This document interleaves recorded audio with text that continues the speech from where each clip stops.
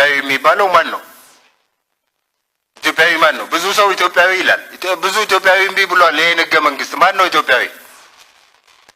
እዚህ ከተማ ውስጥ ብቻ የሚንጫጫ ነው እንደ ኢትዮጵያዊ ማለት ተሰምቷል? ገጠር ውስጥ ያለው ኢትዮጵያዊ ታይቷል? ለመሆኑ ኢትዮጵያዊ ማን ነው? ኢትዮጵያዊ ሚዲያ የያዘው ብቻ ነው እንዴ? ኢትዮጵያዊ ተሰሚነት ያለው ብቻ ነው እንዴ? ፌስቡክ ላይ ብቻ ወጥቶ የሚጽፍ ብቻ ነው እንዴ ኢትዮጵያዊ? ያልተሰማ እኮ ድምፁ ያልተሰማ ህዝብ ነው ኢትዮጵያዊ። በአብዛኛው ቮካል የሆነው እዚህ አካባቢ ያለው ጩኸት የሚችለው ትምህርት የተማረው ይሄ ብቻ አይደለም ኢትዮጵያዊ። ከተማ ውስጥ ያለው ብቻ አይደለም ኢትዮጵያዊ።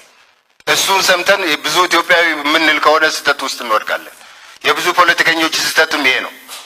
በአካባቢያቸው ያለውን ጫጫታ ይሰሙና ኢትዮጵያዊ ይላሉ። ኢትዮጵያዊ ይሄ ብቻ አይደለም። ኢትዮጵያዊ የትም በኢትዮጵያ ክልል ውስጥ የሚኖር በገጠር በከተማም ያለ ህዝብ ነው ኢትዮጵያዊ። ያንን አሴስ አድርገን ከሆነ የምንናገረው በጣም መልካም ነው፣ ግን አይመስለኝም። በአካባቢያችን ያለውን ቮካል የሆነውን ብቻ ነው ለሚዲያ ቀረቤታ ያለውን እውቀት ያለውን ችሎታ ያለውን ድምፅ ያለውን በጥሩ አማርኛ ወይም እንግሊዝኛ የሚናገረውን ነው ኢትዮጵያዊ የምንለው ይመስለኛል። ያ ስህተት ላይ እንዳይጥለን እሰጋለሁ። አሁን በሽግግሩ ውስጥ ያለው ሚዲያ ገንቢ ሚና ተጫውቷል የሚል እምነት የለኝም።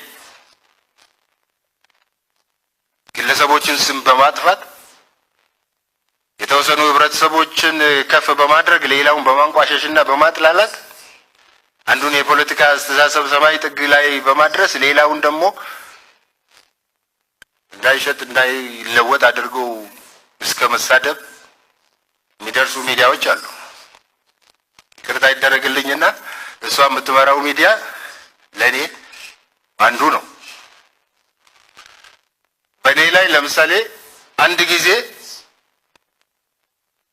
የኦሮሞ ድርጅቶች በጋራ መግለጫ ሰጠን። ያንን መግለጫ እኔ አነበብኩ።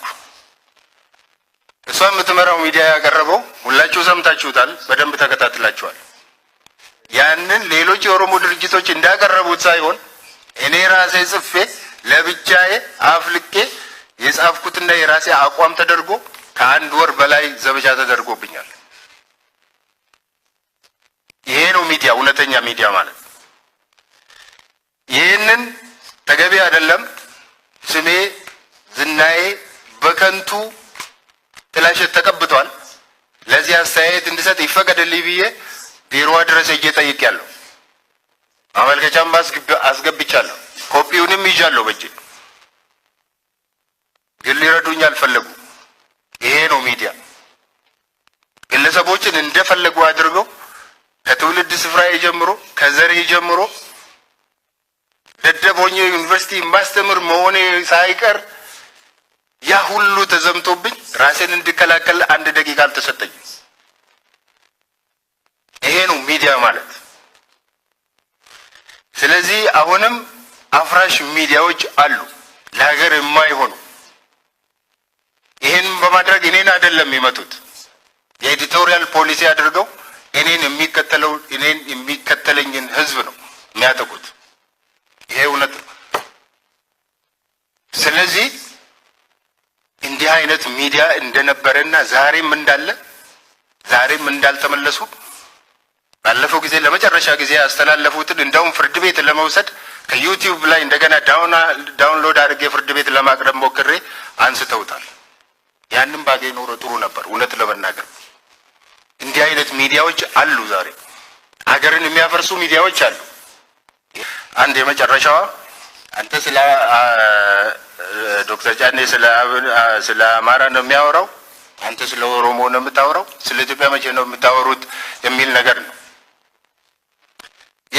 እኔ የተደራጀሁት የኦሮሞን መብትና ኢንትረስት ለማስጠበቅ ነው፣ ግን ሌላውን ለማጥፋት አይደለም፣ የሌላውን መብት ለመጋፋት አይደለም። ወንድሜ ዶክተር ጫኔም የአማራውን መብት ለማስከበር ነው። እዚህ ሁለታችን የተገኘ ነው ደግሞ ኢትዮጵያዊ በመሆናችን ነው። ቁጭ ብለን ለመደራደር ለመነጋገር እኔም የአማራን ህዝብ መብት ለመጠበቅና ለማስጠበቅ እሱም የኦሮሞን መብት ለመጠበቅና ለማስጠበቅ በሚቻልበት ሁኔታ ላይ አንድ የጋራ አገር መገንባት በምንችልበት ሁኔታ ላይ ለመወያየት ነው እዚህ የተቀመጥነው።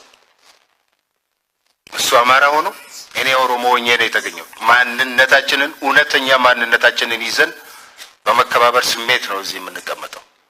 ሀገርም የምንገነባው በዚህ መሰረት ነው።